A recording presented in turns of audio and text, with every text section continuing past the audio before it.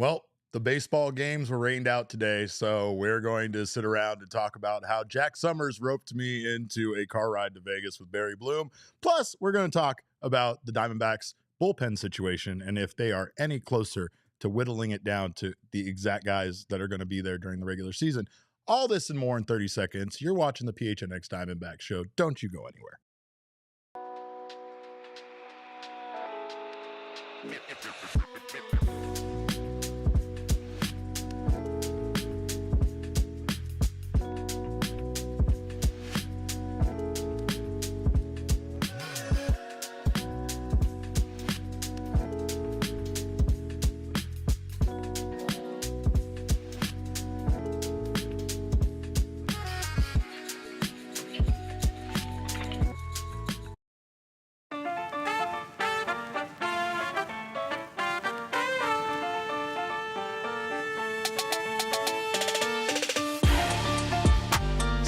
Everyone, welcome into another edition of the PHNX Diamondbacks show right here on PHNX. My name is Derek Monty, occasionally known as your mayor of PHNX, and I am bored because the rain kind of ruined our baseball day a little bit. However, we love the rain here, right? We don't get enough of the rain here, so I'm not going to ever act like the rain is not wanted, but I guess it's not wanted when it rains out baseball games. I am joined by my producer, the man on the ones and twos, the one and only large intimate Kevin Thomas, and we are going to be joined here shortly by my friend Jack Sommers, so he can explain to you all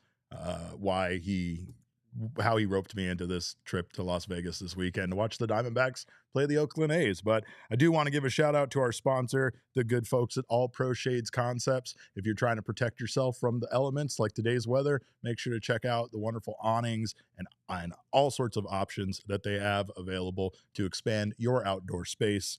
But Kevin, yes, today the game got rained out. A few games got rained out, not just the Diamondbacks game. Cody Delmendo from CHGO is in town. I blame him for bringing this terrible weather with him. This is definitely March, February weather in Chicago for sure. But yeah, I wanted to discuss. Welcome in. Great to see you guys here in the chat. I wanted to discuss with you, Kevin, what were your rainy day activities as a kid? Considering you and I grew up in, I would say, different generations. Well, I wanted to know because I always think about this, especially when baseball games get rained out. Like, I think about sitting in a classroom when I was in elementary school, not being allowed to go outside and play during recess. So we played pretty much one of two games my entire life. But what did you guys do? Yeah, so I mean, in situations where it was a rainy day and we couldn't go out to recess, Derek, I don't specifically remember what I would do in those kind of situations. I think I would probably just kind of chill and Did you guys not do anything as a class? No, we did. I just don't off the top of my head. Maybe like Heads Up 7 Up or something like that. Okay, good. So that's a timeless classic. There was two games we played. It was Heads Up 7 Up and Quiet Ball. And Quiet Ball it involved you tossing a soft basketball-sized ball around the room and having to stay quiet while you did it. And if you either talked or dropped the ball, you were out. Man, that was a brilliant one that some teacher thought of. Let me tell you. No, yeah, that is. Because she knew, or he knew, whoever invented it knew that throwing the ball inside was definitely against the rules. So they were letting us do something we weren't allowed to, but we also had to stay quiet while we did it. And it wasn't even a Nerf ball. It was the lightest, softest ball you've ever seen in your life. And plus, Derek, I also wanted to mention, I think your take about our CHGO brethren bringing over the bad weather is totally on the money, because I got reports from, sources say, my grandpa texted me today that it's like mid 50s to 60s and sunny in St. Louis. I just feel like you're on the money with that. Yeah, they stole our weather, Derek. They stole the weather. They did. They exchanged our weather, and I don't like that. But I wanted to ask you, Derek, when you were a kid and you didn't have school, like on the weekends, but you couldn't go play outside because it was rainy, what would you do? Because that's where my mind went. Right, I would stay and watch cartoons. Like the weekends. Yeah, you can't go out and play with your friends. Yeah, play some franchise or GM mode on some games. Yeah, my games were a bit different at that age. But yeah, still, nonetheless, it was video gaming. I always had, though, I got to give credit to my father because he always made sure I had the cool video game system. So I always had some even though talking about having a Nintendo or a Super Nintendo or a Sega CD, more importantly, is very, very old stuff now. It was very cool and new and modern at the time. And nobody I knew had a Sega CD. Nobody. I was the only person. But yeah, no, video games still to this day. Still to this day. Astrobot and a little Call of Duty zombies is what I'm killing time with when I can't go watch the Diamondbacks play baseball. And obviously, this causes some problems. A lot of interesting things here in regards to the schedule. I do know that Jordan Montgomery was supposed to pitch today, and now he will pitch on Saturday as part of the bullpen. I don't look into that at all. I don't believe, but I don't know all the details because again, I was at home playing video games and not out at Salt River Fields getting good information for you people. But I do know someone who was, and someone who definitely I appreciate for sharing that information. Don't appreciate for who he associates with on card trips. But let's bring him in. It's Sports Illustrated's Jack Sommers. Jack, welcome in, buddy. Glad to have you here. I hope you're dry, and I hope you're safe, and I hope the car that we're going to ride in is doing well. Car's doing great. Just put new tires on it, so we're fired up. I told Tori, I trust a man that puts new tires on a car before a road trip. That gives me peace deep down inside. Spending 4.5 hours each direction with Barry Bloom, that does not bring me peace, Jack. That very much does not bring me peace.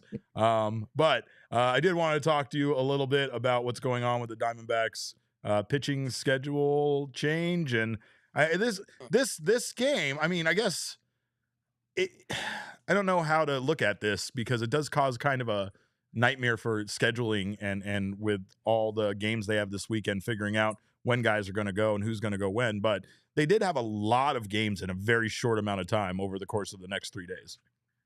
Yeah, I mean, they're scheduled for 7 games in 4 days, so that's like crazy. Torrey was not happy with the schedule makers over that one. I mean, like crazy. He dealt with it. He's okay with it, but didn't make him happy. I mean, the main thing is we're doing this big league weekend, right? That's what the big league weekend is in Las Vegas. They've done that actually back in 2001, 2002. Diamondbacks played a couple of spring games in Las Vegas against the Dodgers. So it's something that the minor leagues organizations there have done, for many years. So this year it's the A's and Diamondbacks. And of course the A's are moving to Las Vegas. So you got a split squad game on Saturday, Sunday. Where it really got messy was like, why did they schedule a split squad game on Thursday? Like split squads. Yeah. And then Friday single game. It rained, but and then two more split squad games over the weekend, essentially, right? Yeah, and then no off day, Dodgers Monday, so it was that Thursday split squad to me that was like the schedule maker should have looked at what the Diamondbacks had to do on Saturday, Sunday, and figured something else out there. But they didn't. And the thing at Torrey last night, they had a pretty good idea that this could happen. And he said last night that they actually had figured everything out and worked everything out in the event of a rainout. It wasn't a 4-alarm fire. They were prepared for it. They had their contingencies in place to set up who could pitch where and when and not fall out of step. So a couple key points. Yeah. Number one, we do have audio here from Torrey really fast before we get into it. Let's go ahead and hear from Torrey on the schedule changes with the pitching for this weekend. The rain will force us to be adaptable, which we are. But let's see. Gallon, Monty, Puck, J. Martin. Can I close this, J. Martin? Yeah. Gallon will start tomorrow. Monty, Puck, J. Martin, Miller will be pushed back and throw in the game at Cincy. Erod, Ginkle, and Mantiply will throw in a sim game at Salt River Field. So that'll get everybody their innings. We're not, I was saying yesterday, it's not a 4-alarm fire if this happened. But as we get a little closer to the end of the season, we want to keep everything in line. Well, so there you go. It's not a 4-alarm fire, but at the same time, it's a mess, right? And it's a mess because they have to figure they already had guys picked out to go to this trip to Las Vegas. They already had which guys were going to pitch in these 2 games here in Phoenix. You also have now the need for a simulated game. So it's not even like the weather helps them in any way have less games. They're not playing that one game, out in Tempe, but they're still playing that game during a time where they have 4 other games essentially going on during the course of one weekend. And it's just a lot. It's a lot for the players, and it kind of, we already knew that Torey wasn't going to, Torey told us they weren't going to make any cuts or make many changes prior to this weekend, because it's kind of a all hands on deck situation for the minor league guys and a lot of the players they have in the organization. It seems like a terrible, situation overall, especially to have the games in Las Vegas. Well, the real funny thing was last night Torey was saying, "Oh, they won't make us get on the bus and then cancel and wait." He said, "We'll know before we get on the bus. Like, before we have to get on that bus, we'll know if the game's going to be played or not. They won't make us get on the bus and go over there and wait." So we're sitting in the press box. We see the Dbacks, because they park out in the center. The buses parking out past one of the outfield lots, and we see them walking across the outfield and into the dugout. So we run downstairs. I'm just walking in the tunnel from the dugout to the clubhouse. And as I'm walking in, Torey pops out 4 feet in front of me of the coach's room and shouts out to the entire clubhouse, "Game's canceled."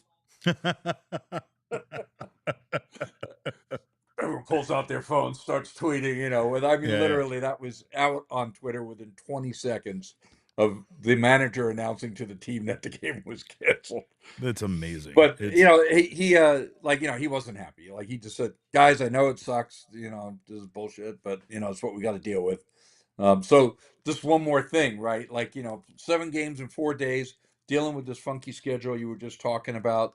Just praying they get through safely, and then they got to deal with the rain out. With regards to Zach Gallen, the good news there, though, is that there was an extra day built in because of the extra off day. So he's pitching tomorrow, will still be on track to pitch opening day. Okay.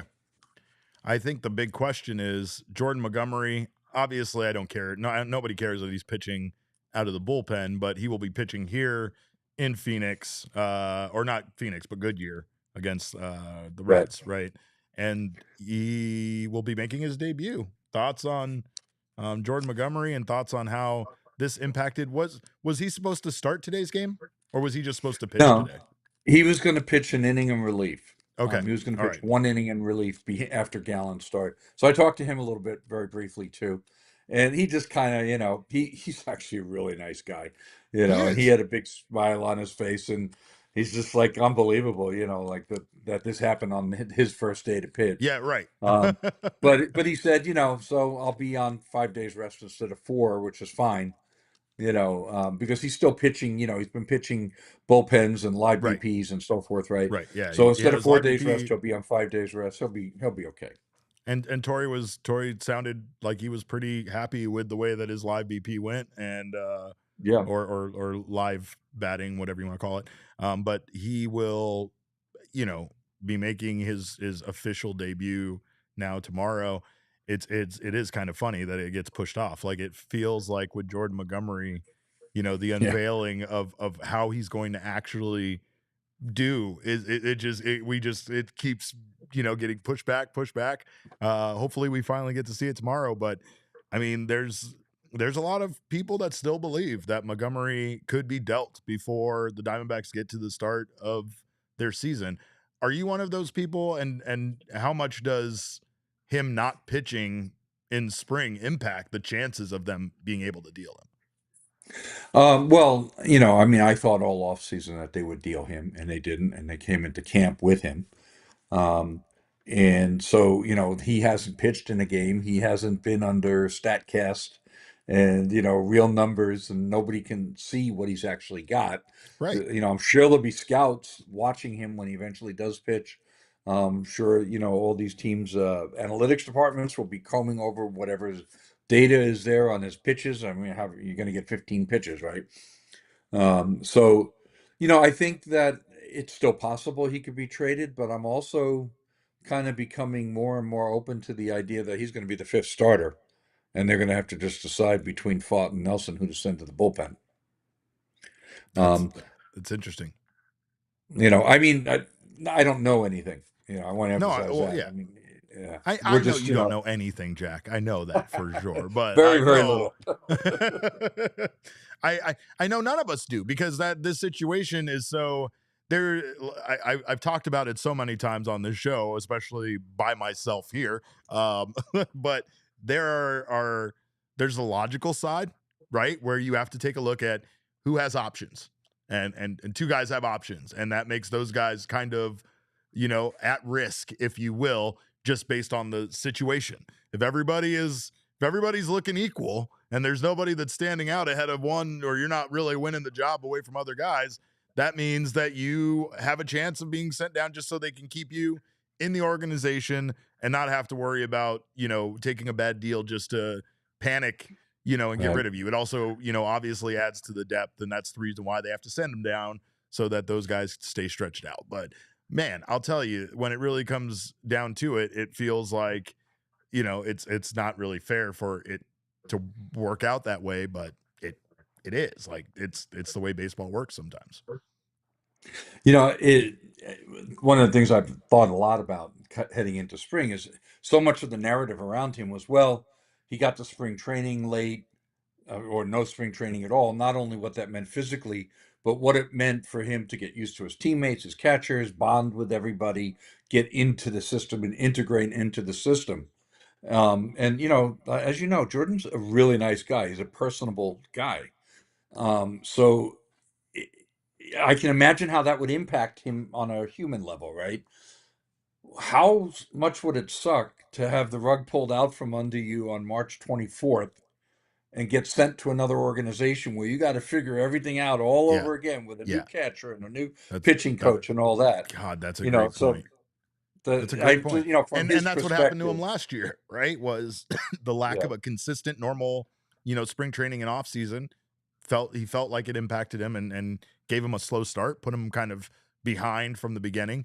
And then you also have the fact that he was on a Diamondbacks team that needed him so dramatically with the injuries that they had to their starting rotation, right? So, yeah, you're right. Like, to trade him off, a week before the regular season starts, puts him essentially back in that same position, does not help him at all succeed. And honestly, I think the biggest part of this is even if they do that, even if they get something in return, even if it's not as negative, even if it's not the Dbacks eating as much cash as we've kind of talked about that requiring, that would require, it's the fact that this deal will always look bad unless the Diamondbacks were able to get some crazy prospect in return that became a superstar, or unless Montgomery stays and pitches well for this team, right? It's just, it's tempting. It's tantalizing. The team has the depth.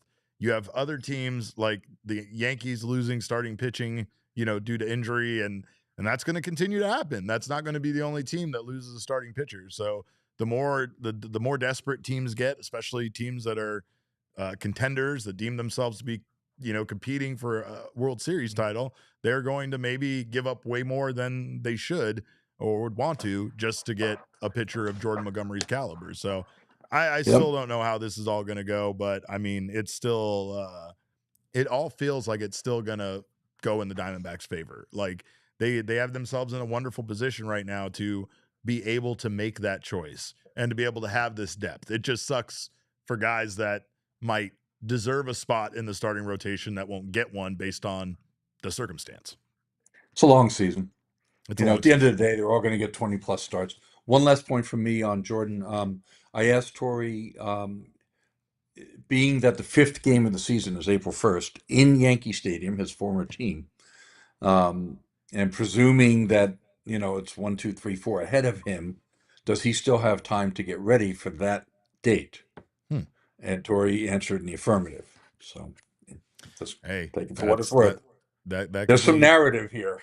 Yeah, I like it. You're good at this. It's like you're a writer or something, Jack. You're good at creating that narrative. But we have so much more to talk about, including more from your article about the bullpen and if the Diamondbacks are any closer right now to figuring out which of these guys. And they have a lot of guys right now. They have a lot of moving parts, a lot of guys that have been performing well, a lot of guys that were missing last year that are back. And they have some tough decisions to make here pretty quickly, probably on the other side of this weekend that we're going to watch all these baseball games. So we're going to talk about that on the other side of this break. We appreciate you guys sticking with us here and being here. Jack, thank you as always for being here. We'll be right back. You're, of course, watching the PHNX Diamondbacks show. I'm still mad that this tiny box of pizza is empty. It's still here from when the last time I left it here on Wednesday, and that's because Spinato's is delicious, it's amazing, and I am very hungry. But Spinato's is not just giving you wonderful pizza. They're not just filling your belly with that. They're also giving you fun, some surprises, and of course, a great place to watch Suns games. Make sure to check out Spinato's Pizzeria. They are hosting official watch parties throughout the season for Suns games with the Phoenix Suns dancers, the Gorillas there, personal friend of mine. You can stop by for your chance, play a little horse, or in this case, pizza, and see if you can win some prizes. Those prizes include free Suns tickets, gift certificates, and more. You could win free pizza for a year. And what's better than free pizza? Probably nothing, but getting some good Suns tickets, that might be right up there. So feel the energy, cheer for your team, and win big. Don't miss the chance to be part of the action. You can mark your calendars, check out their website, get all the info for the watch parties and their pizza basketball contest at spinatospizzeria.com. Spinato's, the official pizza of the Phoenix Suns. Well, whether you're a first-time home buyer or a seasoned pro, maybe somebody that's owned several homes, buying a home can be tricky. And again, especially in this market with some of these interest rates and some of these homes available, that's why we recommend our friend Carol Royce. Carol Royce and her team, they are all about finding you the best deal. Our real estate market is competitive, but like a great manager in baseball, Carol Royce and her team will build you a game plan to get you into the perfect home for you. You can become a VIP buyer and get access to off-market properties that haven't been picked over, haven't had a ton of offers on. You won't find these homes on Zillow or Realtor.com. You'll only find them through Carol Royce. Carol's so confident you'll love your home that if within 18 months you are not happy with it, the Carol Royce team will buy it back from you. If you are ready to find your dream home, take the next step.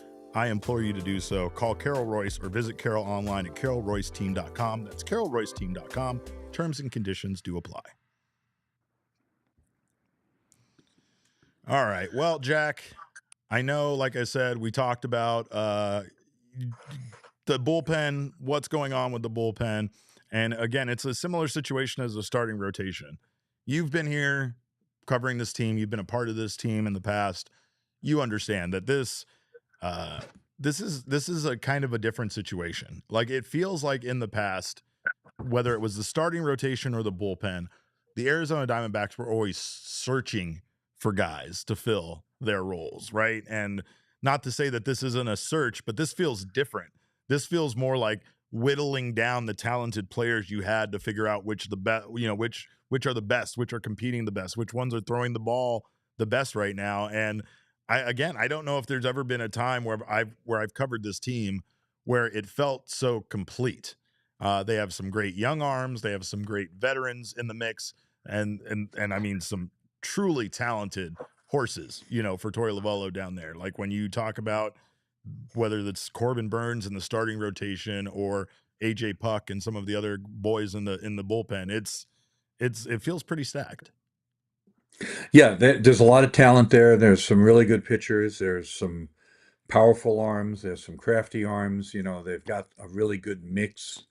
One of the, although some bullpens just say, well, I'm just going to throw 7 guys that you throw 100 miles an hour. But for the most part, they have a really good mix of guys that do different things and give different looks. There's so that's a science to it, right? Like, yeah, you can't just have guys like, if you have 7 guys all throwing the same pitch, you're not really giving the opposing team, a different look or anything, right? Like, there is some strategy to it, as Elise, our known baseball GM, who is here in the chat, will absolutely attest to, because she's secretly Mike Hazen. I don't know if you knew that, Jack, but yeah, we know that they have found a pretty good mix. Like, again, there's, especially when you throw someone like Ryan Thompson with his arm angle or his arm slot and the way he throws the ball, like, that's just a weird thing to deal with for one inning and then come back to Justin Martinez throwing you 102 miles per hour and throwing you a 100-mile-per-hour splitter. Right. Yeah, it's pretty dynamic. So, the main thing for them right now, obviously everyone wants to know who's the closer, and we're not any closer to figuring that out, no pun We are not. intended. Um, I think they are. I think they know what they want Do to you think do. so? And well, I think I kind of deduced what they need to do, but they always throw me a wrinkle. Sure. Really, when you start culling it down and you start thinking about different things, it starts to make sense. So, Well, well, you can't just leave us like that. What did you I'm, deduce? What do you think I'm what do you think coming. they'll I'm end up doing? coming at it. Yeah, I Okay, mean, so look, you got to fill the I've, bullpen with 8 guys, right? right. And right now they have 4 locks. Tori didn't want to say lock, but they're locks. He's like, yeah, yeah, yeah, you're right, you're right, you're right. But I hate to say lock. Okay, but it's still a lock. Sorry, Tori. um, so you got Justin Martinez, Kevin Ginkel, Ryan Thompson, and And Kendall AJ Puck. Graveman, if he's healthy, Oh, are 4 right-handers that are locks on this bullpen, and 2 lefties, AJ Puck and Joe Manaply. So right. that's 6. Now you have 7 starters for 5 spots. You're gonna have one of those starters make the rotation, and of the other 2, they're highly likely to put one on in the bullpen Right. As a as long reliever. a long reliever. So what do you got? You really got one spot plus whoever one of the 2 losers from the rotation competition. That's it. You got Okay. one spot. Sure. Okay. So now of that one spot, you've got right-handers, you got left-handers. Torrey said that he does not necessarily think that they have to have a third lefty. He told Mike asked him that question, do you need a third left-hander? And Torrey's like, it doesn't matter to me. I just want the best guys or the best guy to Sure. fill that spot.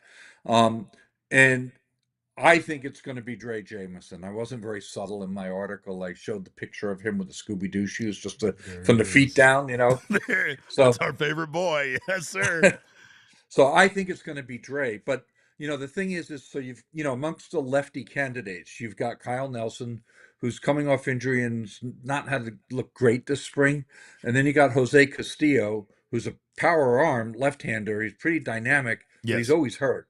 And last year he had really bad break. He got hit by a comebacker and broke his hand at the end of spring training, and he was about to make the roster. He was right on the cusp. If he didn't make the roster, he was going to be the last cut and the first man up. Okay, and then he broke his hand, was out 4 months, missed all that time, and had an ass season in Reno as a result of that.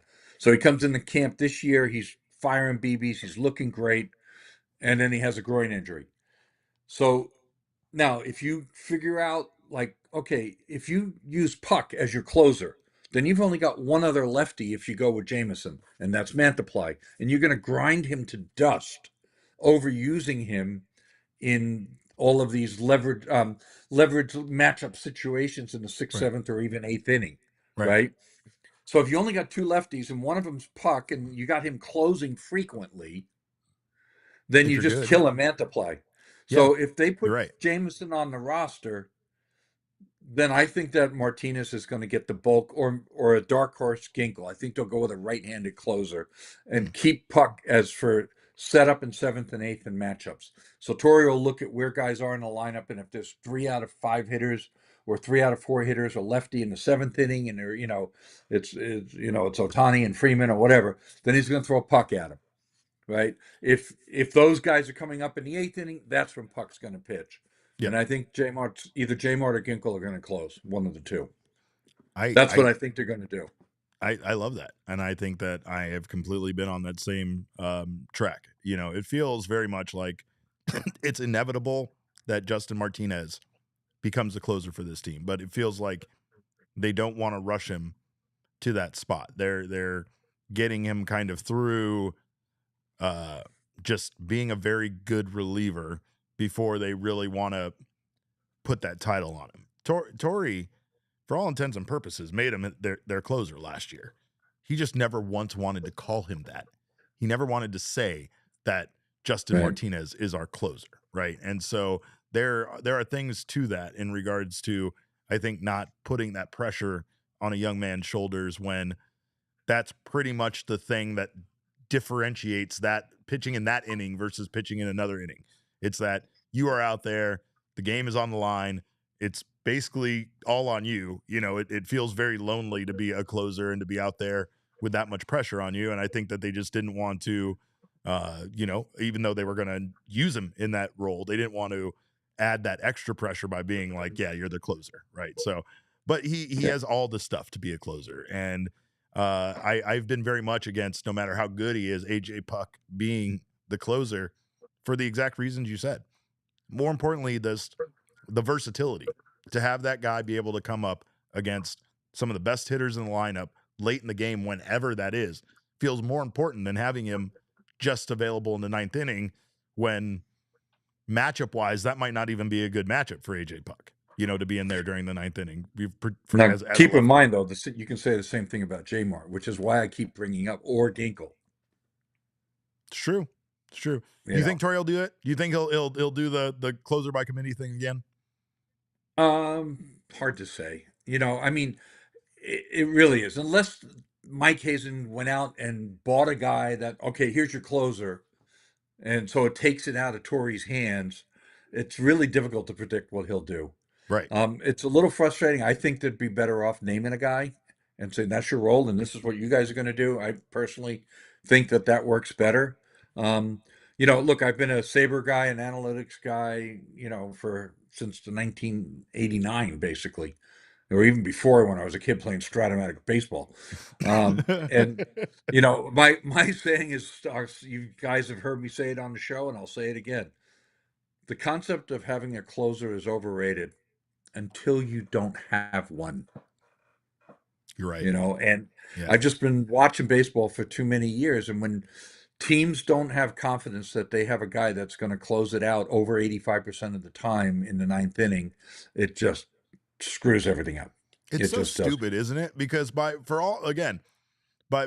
every indication based on statistics, based on everything, it feels like it makes the most sense to not name just one guy your closer. At least it makes sense to have two guys as your closers, right? Like one guy, maybe a righty specialist, one guy's a lefty, you know, maybe that kind of thing, right? But like, again, that's just because that's how baseball is. When you get into the bullpen, you're supposed to be able to utilize that bullpen, at least back in our day, Jack, before they had this 3-batter rule. You used to be able to utilize your bullpen to specifically go after attack guys, you know, be strategic about it, but always try to figure out what your best matchup is.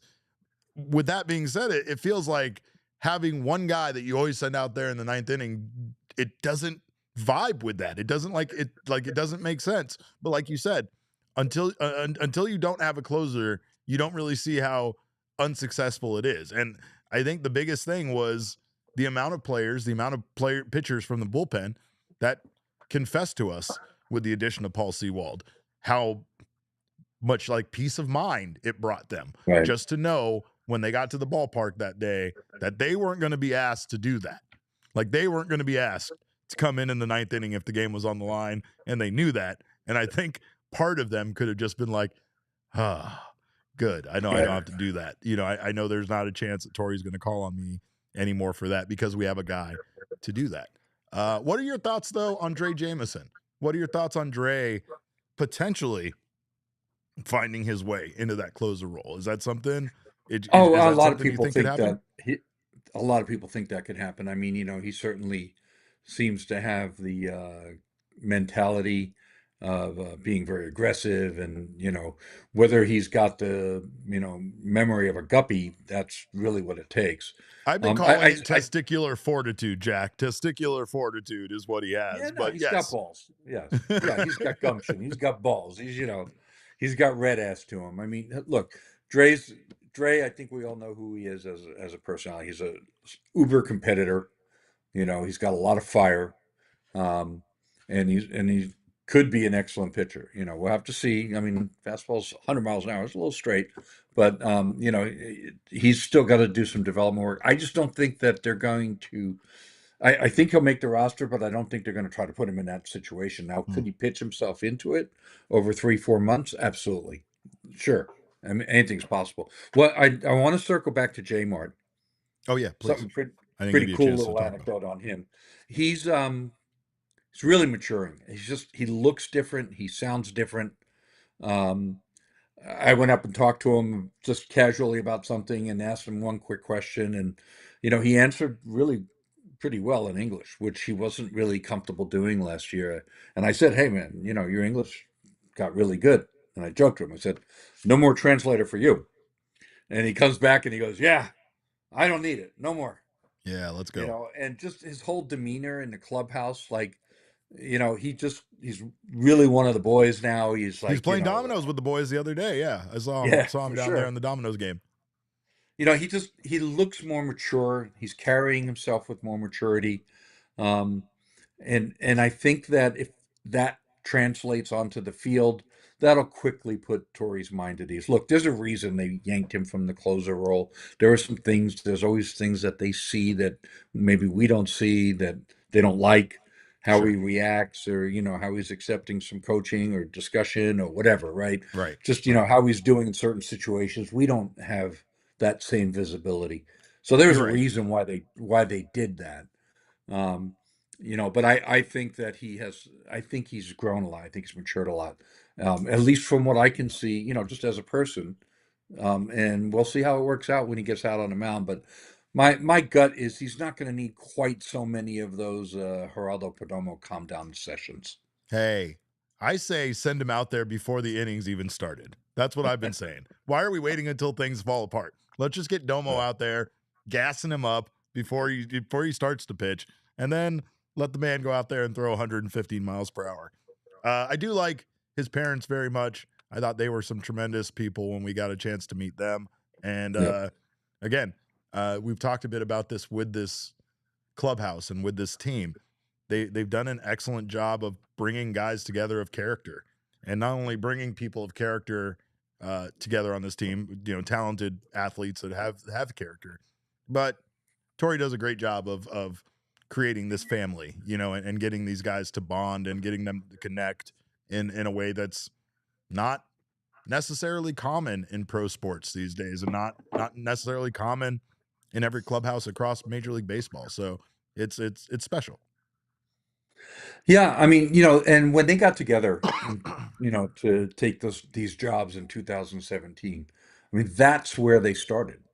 Yeah, their initial conversations were around what kind of clubhouse, what kind of culture, what kind of baseball team do they want to build, and it started with that. Just getting the right people with the right mindset that are coachable and caring and I think how did I put it? I said it really good in an article, and now I can't remember my own words. They want guys that are confident but not brash. Yeah. They want them to be aggressive but not reckless. Like they were able to get inside guys' heads and that's hard with find young out guys. Who those guys are. Right? Like it's a young team, so you're discussing traits that are like common amongst young players, young athletes, and that's I think the difference. Corbin Carroll is one of those guys that just seems cut even at the age that he is from a different cloth, right? Like he just seems like a completely different type of human being that's just tremendous. He's just a tremendous guy, and the Diamondbacks are very, very lucky to have him. But again, that came down to finding him in that draft and looking very smart now when you look back upon it, and how fast he became a star in Major League Baseball, even with an injury that held him back. But Jack, I always appreciate your insight. I'm not letting you go anywhere yet, because on the other side of this break, you and I are going to talk about this trip to Las Vegas that we're taking tomorrow. That's already causing us problems with some sort of road closures on the I-17 and detours that we're going to have to take. But we'll be talking about that on the other side of this break. Don't you guys go anywhere. You're watching the PHNX Diamondbacks show. Well, I have to give a shout out once again to All Pro Shade Concepts. Thank them for sponsoring this show, but more importantly, thank them for their hilarious commercials. I love them. I also love their products and their services and what they do. I love being outside in Arizona but we have a very limited amount of time to do so. And I guess we want to enjoy the nice weather for as long as we can. So make sure to look to All Pro Shades Concept. They can extend your outdoor living space with a custom fit awning. They can also replace and fix most old or outdated patio shades and motorized awnings. So if you have something that's past its day, past its prime, check them out. They can take care of you. They're licensed, bonded, and insured. They're the most trusted local shade company, voted #1 by Ranking Arizona for patio shades in 2024. They have a BBB rating of A+ with over 1,000 5-star reviews on Google. You can call them at 623-204-1476 or visit allproshadeconcepts.com to schedule your free estimate. And go do that right now. Make your backyard beautiful. I love having a beautiful backyard. Also, I love having a new vehicle, and I am definitely in the market for one. If you are in the market for one, it is truck month. I know most months on this podcast are something much different, but it is truck month in March, and Arizona's largest Ford dealership, Sanderson Ford, they have hundreds of trucks on the lot. All of them are marked down with big discounts for truck month. So if you are in the market for a new truck, make sure to check out. They have $11,000 on F-150 trucks back plus 1.9% financing. You can save up to $4,500 on Bronco Sports, which I took one of those for a drive and loved it very much. They have 2.9% financing available on that as well. So many other deals. And of course, check out the 2024 models right now. Finance offers for 36 months, OAC through Ford Credit. Discounts include Ford rebates, Sanderson discounts, plus trade assistance and Conquest cash. You must qualify. Offers expire March 31st. So get out there, get yourself a new truck. All right. Before we bring, well, Jack's back. Jack, there's a super chat from our guy Scurvy Boy. He's been really trying to deliver this point home. He says, "Bring back Jesse," because Scurvy thinks I'm the one keeping Jesse away. I said this on Twitter the other day, but I miss Jesse more than any of you do. I'm just going to tell you that right now. And Jack knows that.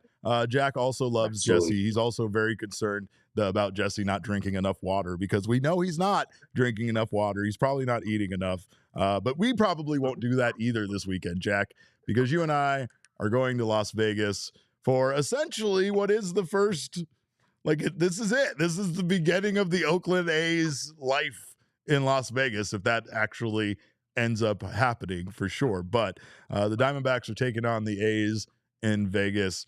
What do you think overall about stuff like this, about, expanding the game by playing at minor league parks and doing this kind of thing? Are you a fan of it, or do you think, like, if it's a spring training game like this that's kind of inconsequential, people won't really care as much as MLB wants them to, or minor league baseball wants them to? I think it's great to do it as not as a full season thing like they have to do this year in Sacramento and down in Florida for the Rays. No, Obviously, that's a whole nightmare. Freaking embarrassment and a disaster. It is. It's embarrassing. But taking spring training games to Las Vegas even before the A's were, trying to move there, I think was a good thing. There's a lot of baseball fans in Vegas, and it's great for them to see the game and see major league teams and, see players in person, especially for kids. So I think it's fantastic. Anything that grows the game is great. It's a good point. We do have a lot of Diamondbacks fans. We have some Diamondbacks fans in Las Vegas. I had a few people messaging me to see if they thought that they would actually bring any major leaguers to this 2-game series. And that is definitely happening, right? I talked about it a little bit, but Tori confirmed with us the lineup, and the lineup is going to consist of, I think Josh Naylor is going out. Tori said he asked guys who wanted to go and then started from there. And I kind of love that, because, Vegas isn't for everyone, right? Like, Vegas isn't the kind of place that, like, you really want to go if you don't have to go, if you don't like to go, But you and me, we're not like that. Yeah, well, Cattell and Perdomo are going to be there. Yeah. Oh, yeah. And you got Naylor, and then who else they got? Adrian Del Castillo, and then one other starter. Was it McCarthy, I think? Yeah, I think McCarthy's going. Yeah. McCarthy. It's going to be a fun time. Pitcher-wise, is going to be Tommy Henry and Blake Walston. Forget the order, which one's Saturday, which one's Sunday. Yeah, I think Blake Walston is first and Tommy second, but might not even go. And then the rest of the innings are going to be development players. It's going to be all minor leaguers. Well, it's not much different than than coming out here and watching a spring training game here. It's going to be the similar thing of you're not going to get much starters, but they are sending some guys out, and that's going to be cool to have it, again, not be complete team of minor league players, especially considering this is supposed to be a little bit about bringing a major league team to a minor league park, right? Correct. Yeah. Absolutely. It's going to be a zoo. I mean, it's going to be jam-packed. They're going to be sellouts and all that. Jam-packed booth and a jam-packed car. That's right. Yeah, a jam-packed car. Let's talk about it before we've teased it too much. I think I have a shot. You have a shot here of us. This is like, I guess this is like predicting. There on the left is Barry at a Royals game, or at least a cutout of Barry. On the right is going to be you and I driving with Barry. That's Barry there in the middle to Vegas and then back. That's more of back. I think he's going to be a little bit more lively on the way out, but that's going to be Barry, I think, Jack, on the way out.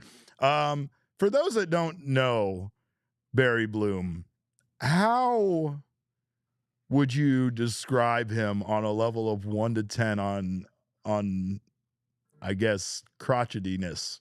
On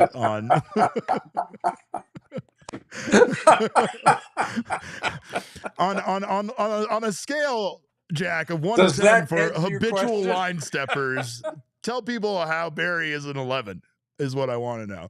No, I honestly had a chance to ask Tori about this. Tori gave me the advice to listen.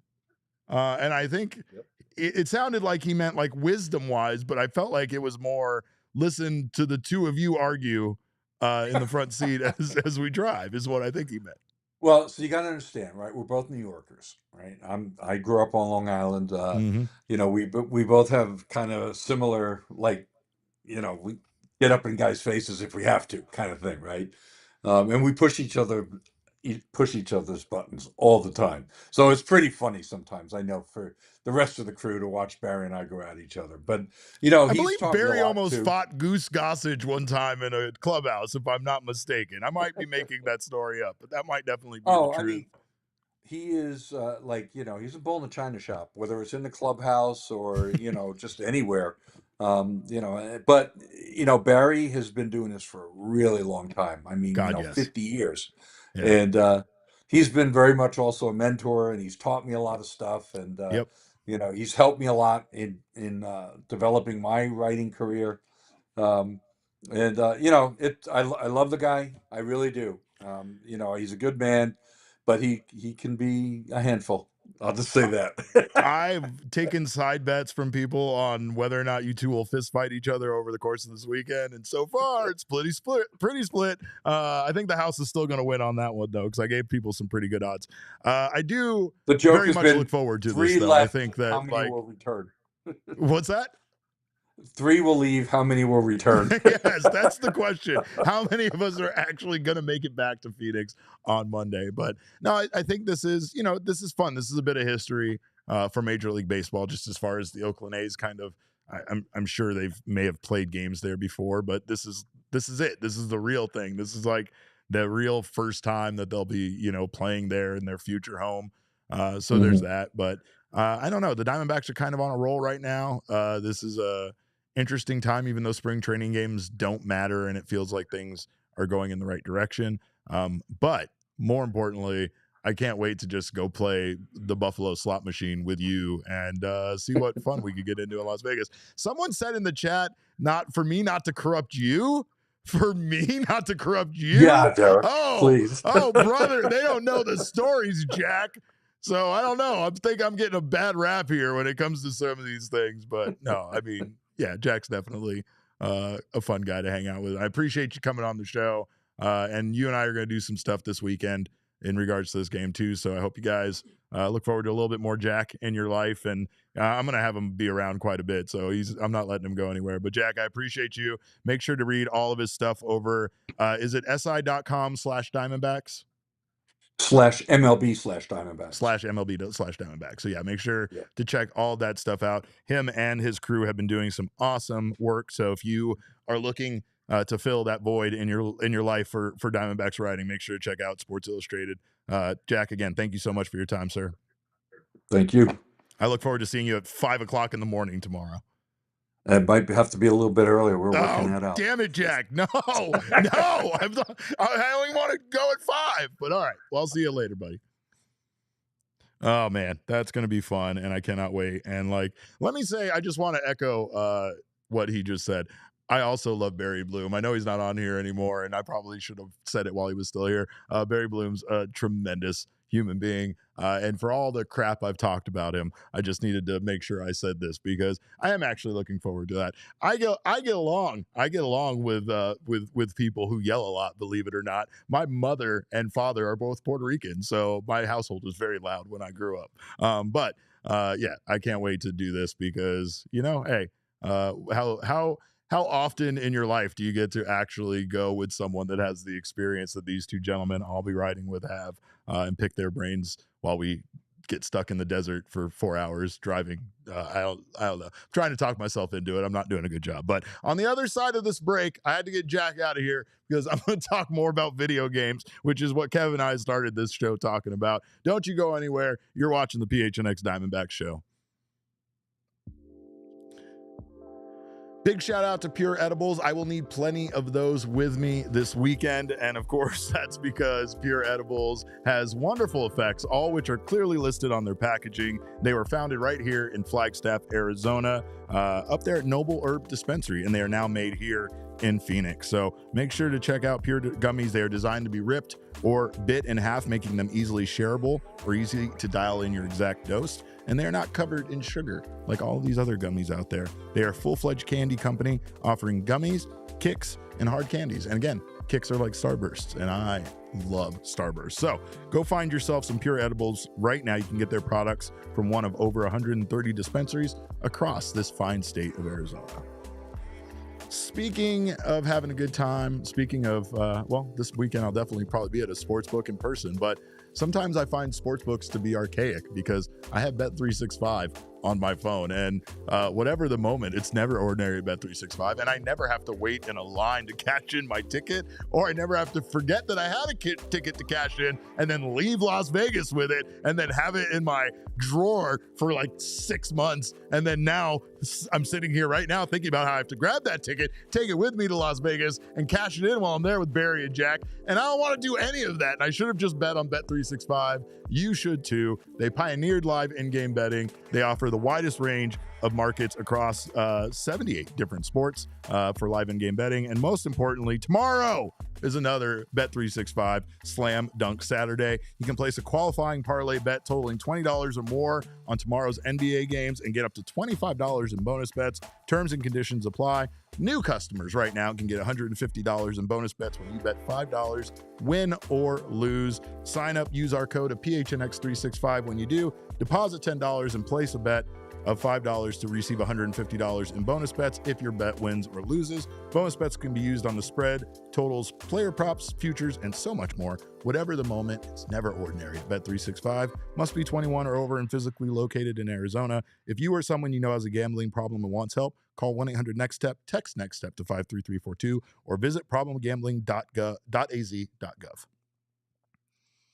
Well, the reason why, again, I had to get Jack out of here before the end of the show was because I am going to go full-on video game nerd with the dropping the other day, the unveiling of MLB the SHOW 25's official player ratings, and they were delivering for each franchise the top 5 players and what those ratings are. Folks, if you've ever watched this podcast before, you know how much this means to me. You know how much even being off by 2 points will upset me. And I have to say, the fine folks at Sony did not let me down. Kevin, they did not let me down. Let's take a look at the top 5 players for the Arizona Diamondbacks in MLB the SHOW 25. That is Ketel Marte at a 96, ladies and gentlemen, a 96. We not only got a 90 player, we got a guy rated at 96, and absolutely where he should be, right? Am I crazy about that, Kevin? When you set a record in the playoffs for a hitting streak, I think you deserve to be a 90 plus. Derek, I think you're missing the main point here. What is the main point here? These ratings are trash. What do you mean they're trash? Ketel Marte being 96 is awesome. You love to see that. No, Kevin. Corbin Carroll, 85? No, Kevin. Way too low. No, 88, really? 88 Corbin Carroll. If my guy Damon tweeted this, and he's wise, on the money. Corbin Burns, 86. If the guy goes to the Dodgers, they rate him a 95 minimum. I don't know, though. You got to see some of the starting pitcher rankings. I'm with you. I'm with you on that. If you see the numbers, it makes a little bit more sense. I think looking at it like this, there's actually a lot less 96s out there than you would believe. And I will give you this. Gino being an 86 shocked me. Gino being tied with Corbin Burns to be the second highest rated player on our team floored me, shocked me. In what world? And then it's kind of like, yeah, maybe if what you're basing it on is where he was at the end of the season last year, Gino was a monster. So, yeah, I guess that is something very much that you could say. I guess that kind of impacts the other ratings. Let's throw those back up. So Gino being an 86, I think, is what makes maybe Corbin Burns look like he should be higher. That's what I'm saying. I was hearing Corbin Carroll to be a little bit higher. Our two Corbins. Yeah, I was hearing what you were trying to say about, like, you got to look at all the pitchers' ratings and all this and that. But if Gino is an 86, Corbin Burns is not an 86. I would also argue, like, Zach Gallen being an 84 is fairly good, right? Like 84 for Zach Gallen is fine. I'm not mad about that. But again, I do feel like if Zach Gallen is an 84, then maybe Corbin Burns should be higher than an 86, right? Also, Derek, I want to ask you a question here because I have it pulled up. I don't care. I'm happy with this. I have it pulled up over here. Yeah.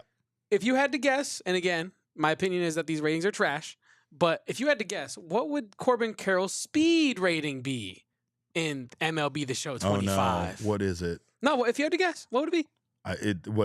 Whatever the maximum is, plus 5. So 99? 104, but yeah. his speed is 94. He's behind Chandler Simpson and Ellie De La Cruz, who both have 99s. He is the highest non-99 speed guy. So he's third. Tied for second. Yeah. Second. Yeah, tied for second. Yeah. With Dayron Blanco. So I don't like that. Yeah, I just feel like, these ratings, underrating our guys, Derek. They're underrating our guys. I mean, you're always going to get that, but honestly, it's one of those things, right? They put out updates. They adjust the player ratings as the season goes on. They try to make it as live and updated as possible. So I think this is fair based on the fact that they are people that are probably not super. There's some guys over there that know the Diamondbacks. There's guys over there that know ball, but you have weird things that you have to factor in, and you always have the fact that this team didn't make the playoffs. So like that's somehow going to impact player ratings a little bit. I don't think it's right, but it probably plays in there. I'm interested to see after their first update that they do where the guys are at. And I don't really care, honestly. I'm still fine with this. I'm still fine with Ketel getting his flowers. I'm still fine with Corbin being as that high. Like, hey, at least they're acknowledging Corbin. It's probably like overall, and that's Corbin Carroll, not Corbin Burns. Overall, maybe a little bit higher for Burns, maybe a little bit lower for Suarez, but I'm not going to take anything away from any of our guys. That's not what I'm here to do. I'm just here to be excited about that. Put those numbers back up one more time. I just want to see them, and I don't care what you say. I'm happy with this. This makes me happy. What doesn't make me happy is this game not being available on Xbox Game Pass again, because that makes me sad. And still, one of the best values I've ever received in video gaming was converting my gold account over 3 years of gold account over to a Game Pass. Glad I got in on that. Also, anyway, they're taking away MLB the SHOW 24 away from us like in a week too. I'm not happy about that either. They're not giving us the new one. They're taking away the old one. I hate it here. Real quick, I also wanted to mention that you kind of mentioned that, yes, they know some Diamondbacks ball over there in the MLB the SHOW studios. But I also wanted to mention, not only should they know Diamondbacks ball, they should be tapped in, Derek. Do you know what company makes MLB the Show and has made MLB the Show the whole time? I'm just going to save you the answer. It's San Diego Studios. San Diego Studios. Now, you might be like, oh, that might just be a name. That's not just a name. They're named after where they're from. Sorrento Valley, San Diego. Yeah. So if you don't know NOS ball and you're in San Diego, what are we even talking about? That's all I'm saying. That's all I'm saying. They're petty. It's pettiness is really maybe a little bit of bias, there's actually. There's a little bit of San Diego a little negative bias from the Padre fans over at San Diego Studios. You remember what Anchorman said San Diego, so I'll let Ron Burgundy do my talking with that one. But we thank you, the rest of you, for being here. We love you guys. We appreciate you for stopping by. I'll have tons of content from the car for sure over the course of this weekend, so make sure to keep it locked to my Twitter. I'm at cap_caveman with a K. Follow me on Instagram too. That's where I'm going to be live. I'm just going to be live streaming the two of them fighting and bickering in the car. That's also cap_caveman with a K. Our guy Kev, aka Large Intimate, is at Kevo Posts. Our show is at PHNX_Dbacks. But of course, all roads lead to at PHNX_sports on Twitter, Instagram, and Facebook. We love you guys in the chat. We appreciate you for stopping by. Hey, Jerry is a noob. Just wanted to give a shout out to you really fast. He said, I wanted to say, as a 19-year-old who grew up with our Diamondbacks, I can't stop coming back to the show. You guys are awesome for improving this fan experience every week. Appreciate you, sir. Thank you so much. I will see you guys, of course, on Monday with a report back from all of the wonderful things we saw this weekend in Las Vegas and all the money I lost. Until then, wait, is there a super chat? Did we miss a super chat? No, it's all good. Oh, okay. Just saw the last one. Well, we appreciate you guys again. Thank you for your time. We'll see you on Monday. And until then, behave yourselves. And remember, kids, baseball is fun, but it's so much more fun when you drive yourself to Las Vegas and don't ride in a car with Barry Bloom. We all silly like the mayor.